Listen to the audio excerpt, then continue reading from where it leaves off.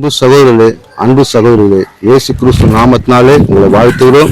இன்றைக்கு தேவனுடைய வார்த்தை நம்ம பார்ப்போம். அந்த வார்த்தை பிலிப்பியர் 4வது அதிகாரம் 6வது வசனம்.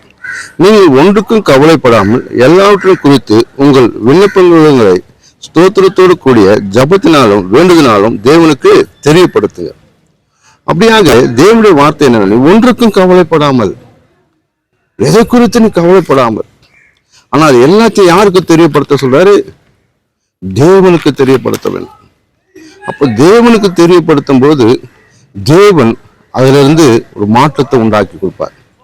ஏன்னா நீ கவலைப்பட்டதுனால, நீ கவலையோடு இருக்கிறதுனால, ஐயோ நீ அவ்வளவுதான் நினைத்து கொண்டு இருக்கலாம். ஆனா உன் கவலையை ஆண்டவர் பார்க்கிறவரா இருக்கிறார். மற்ற இடத்துல சொல்லலாம், நீ நான் இவ்வளவு கவலையா இருக்கிறேன், நான் இவ்வளவு வேதனையா இருக்கிறேன், நான் இவ்வளவு துக்கத்தோட இருக்குன்னு சொல்லலாம்.